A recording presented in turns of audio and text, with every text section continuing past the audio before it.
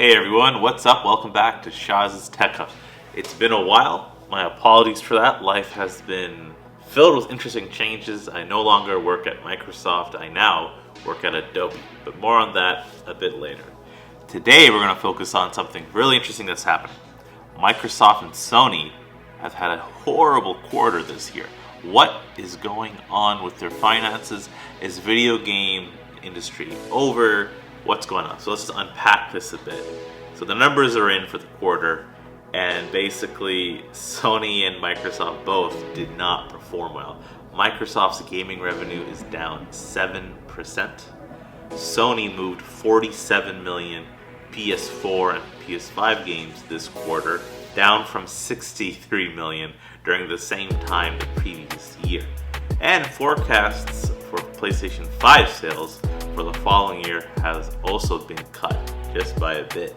So what's going on? Are people just no longer into video games? Is the recession here? Everyone's panicking. Usually this industry is somewhat recession proof. If you don't have a job, you tend to play some video games, or at least have more time for the video games. But this time it's a bit more nuanced. First of all, again, a lot of this research I've done is just reading a bunch of articles from Forbes and Verge, etc. So it looks like the consensus is that Sony really messed up their video game launching marketing efforts for Horizon Forbidden West. However good that game may be, they put it up against Elden Ring, which is a huge titan. That's like trying to put up a medium-sized boxer that's great up against the all-time, champion Mike Tyson. You're not going to win. It was a dumb idea. I don't know why they did that. It was really, really bad. Terrible idea. They lost a lot of money off that game overall in terms of expected sales. It just did not sell well. So that was supposed to be their AAA heavy hitter. That flopped. Then they released another game that is horrible.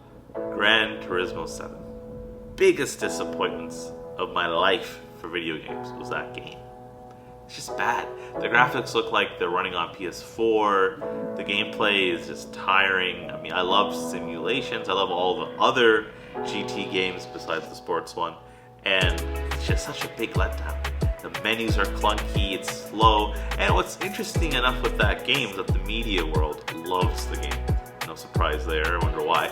They gave that game like, a 97 or something overall on average. But if you look at what the gamers gave it, it's like 5 out of 10. It's a disaster. Don't get me started on the microtransactions. That was a terrible idea. Having said that, that's 2 AAA games tanking.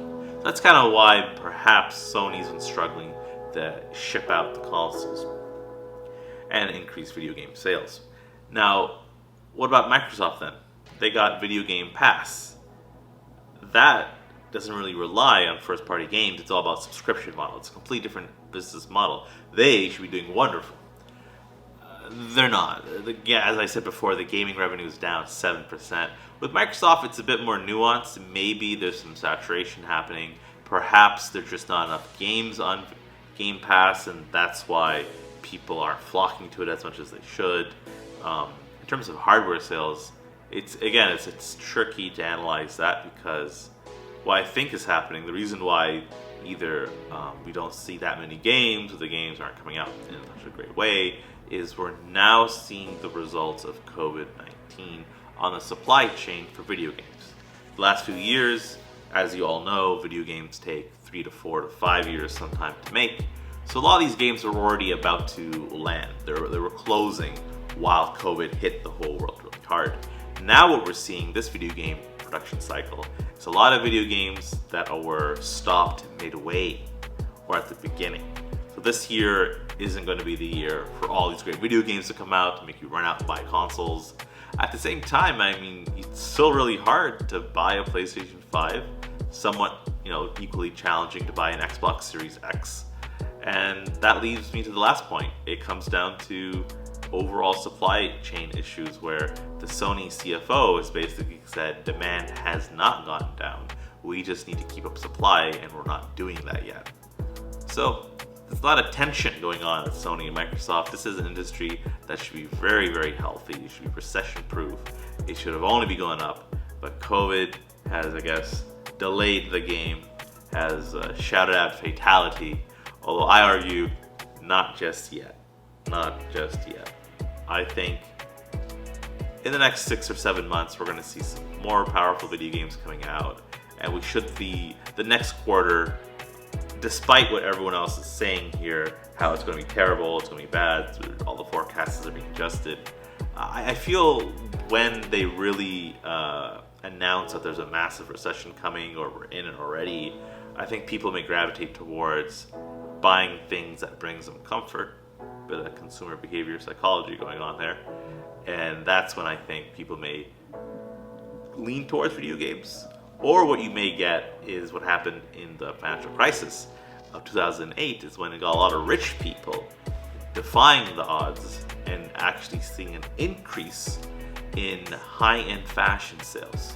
So people were losing their jobs, people were falling apart, the banks were collapsing, and the ultra-rich, as a psychological safety net, not all of them, but a lot, went out and bought Louis Vuitton, Christian Dior, Balenciaga, just to spite, not people, just despite the world's economic situation. Again, consumer behavior, psychology, and economics is a fascinating subject. We'll talk about that more. But hopefully today you have more clarity on why video game sales are a bit down this quarter, why Microsoft and Sony are sweating a bit, and also why I think it's premature just to say the whole industry is over and everything's falling apart. Calm down.